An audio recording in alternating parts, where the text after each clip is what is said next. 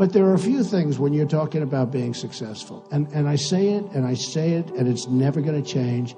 You have to love what you do. You're all young. Ideally, you'll love something that's a good business. But you know what? If it's not necessarily that good, the loving is more important than having that good business. Some people want to be teachers. I mean, some of the happiest people and the most successful people that I know are people that aren't the richest at all. They don't make it all the most money. They're teachers. They're scientists. I know people that are scientists that are like, they can't wait to get to work. They can't wait. If you want vacations, you're not really in the right business. I hardly ever take time off because I love what I'm doing, whether it's my business or whether it's now this, we're going to make America great again, and whether it's this, no matter what. But I will tell you that the people with great families, people that have great relationships with their wives or husband, very, very important toward success. Because I don't consider success necessarily monetary, because I know the most successful people in the world. And many of these people are really miserable people, okay? No matter what, and perhaps I'm in that category, okay? But I'm pretty happy. At least I'm very content, I can tell you. But some of the most successful people in the world, I know like many of them. I don't know all, I guess, but I seem to know all. And they cross my path a lot. And they're not necessarily happy people. They're very wealthy people, but they're, in many cases, extremely unhappy. Because we're talking about success. Most people think success is measured in the form of monetary success. It's not really.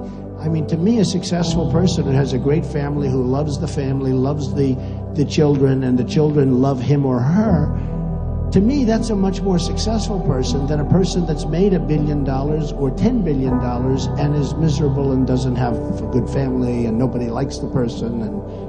And the people are the happiest are not necessarily the people who are the wealthiest, okay? But in terms of monetary success, it does make life easier. You don't have to worry about food and housing and education and sickness. Your doctors, you go to the best doctors, and hopefully that solves the problems. But it does make life easier. You gotta love what you do. You're gonna never, ever quit or give up. Never quit. You're gonna be so close. My father used to tell a story. He thought it was funny, but I actually thought it was more of a lesson. He viewed it as funny. And it was about a man who loved the cola business. He loved, soft drinks. That's what he loved. He just loved the business. He founded a company. It was called 3-Up. And my father would tell this story. He'd laugh. But I'd listen and I'd say, I don't want to laugh. It's a lesson. And he found his company, 3-Up. And he was very proud, but the company wasn't making it. Didn't work. And he gave up, and it was just no good, and it went out of business.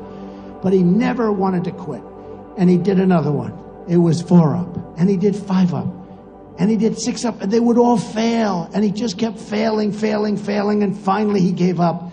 And my father would say, if he only came up, if he just worked a little bit harder, just one more, he would have had 7-Up, and he would have been a tremendous success.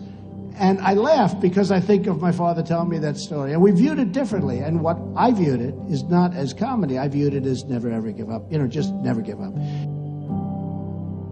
I view another word that you never hear when you're talking about success, and that's momentum. Some people, and you have to know about yourself. You have to know about momentum. What you want to do is you want to keep going. But if you think you lost your momentum, slow down and refocus on maybe something else, because it's so important to keep the momentum going, okay?